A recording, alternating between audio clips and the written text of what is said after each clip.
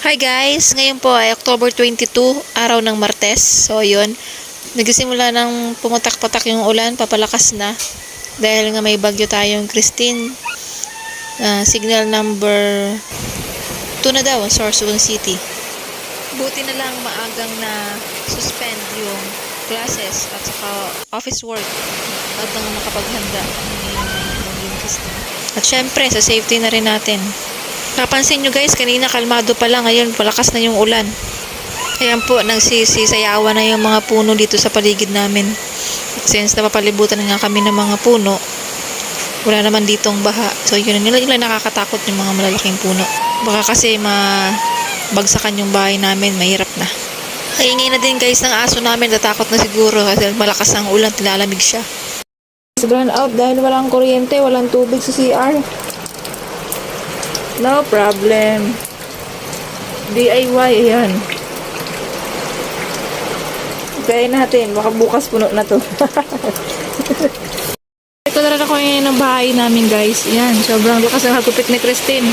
Tinuwal yung aming papaya. Napakaraming bunga. May isa pang matatag. Papansin nyo, pinupulungan ng aking rabbit bibigay na shocks. Kawawa naman sila. At yan, kulungan ng dalawa naming aso. Sobrang lakas ng hangin. Christine, tumigil ka na. Mahawa ka naman sa amin yung mga pananim namin.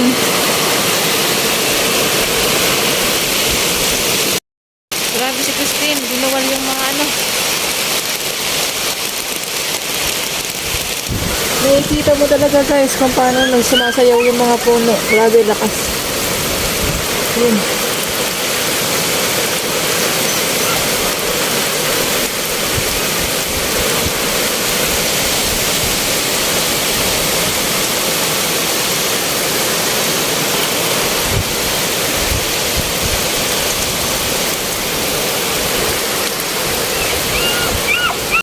Grabe ka, Christine. Dalawa na namang puno inabuwal na papaya. Guys, ang malaki ng bunga mo.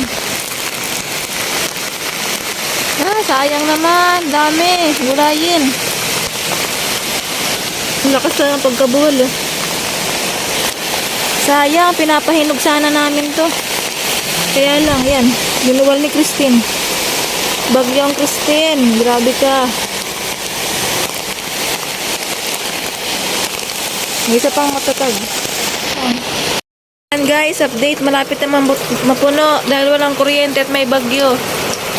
Galing yan guys sa labas, sa ulan. Yan. Papunta dito sa loob ng CR. Para may pambuhos kami. Oh my God, taghirap. Christine, tumigil ka na, maawa ka naman.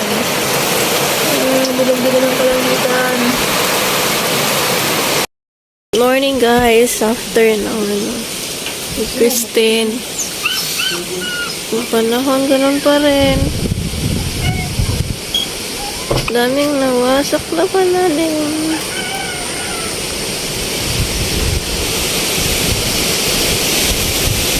Lakas pa rin ng hangin.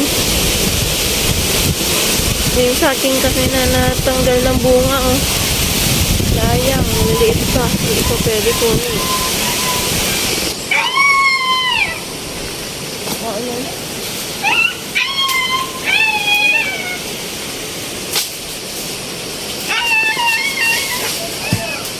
May saging pa kaming kukunin guys dito. Tingnan natin, hinog na daw to. Yan! May hinog. Wala naman. Nag-crack na yung saging. Ah!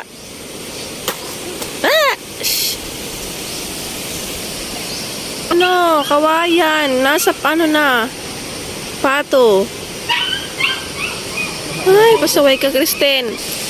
Yung mga lemon, guys. Nangyari. Nagpagsayawan din sa hangin. Ano, daming bunga. Oh, nangyari na. Hindi na sa baba lahat. Lemon. May naakit na lemon sa taas ng ano. Pangyari nito. Ang ginagawa mo dyan? Pwes ka dyan. Wawa ka naman. Biglang nagliwanag ang paligid namin guys. Nawasak ang mga puno. Kamustahin ko muna yung aming pato. Kumusta na kayo? Okay lang? Okay lang kayong tatlo dyan? Hala? Hala, napala yung isa naming pato. Namatay. Dahil sa lakas ng ulan at lamig. Hey, Dak, how are you? Hala, namatay na. Kawawa naman. Karnihin na lang natin ito, uy. Pero yung rabbit ko, kumustahin natin. Eh, Malam, how are you? Okay lang? Malamig ka? Bawa naman. Waffle, okay ka lang? Okay ka lang, Waffle? Ah, good. Buti na. May lemon na naman dito. Anong nangyari sa inyo?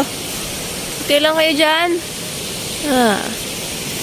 Kala ko na putol kayo. Yung papaya, madaming atsara. Pwedeng i-atsara ng papaya. May papaya dito. Di ko kaya. Bagong bunot ako eh. Ilang kilo ba to? Parang 10 kilos na. Ang bigat eh. Tara ako eh. Parang sipa lang. Pura ba siya yung red? Sa kuryente. Ana, sana naman.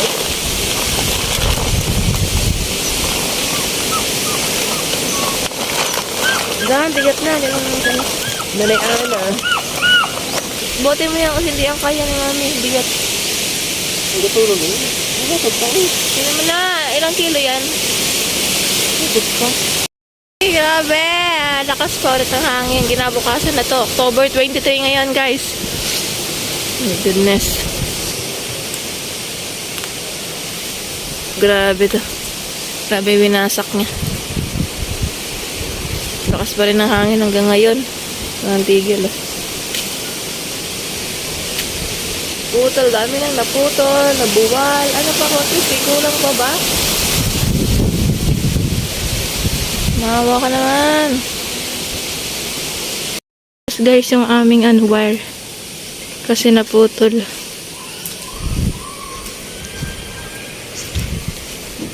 Nadaganan ang aming wifi. Wire ng wifi namin. Ang puno. Ano nangyari?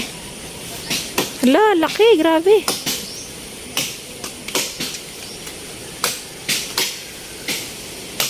Hala, ang bigat niya. Ha? Bigat niya eh.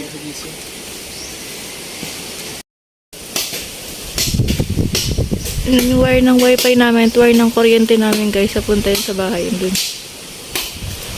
Doon pa yung bahay namin sa pinakadulo.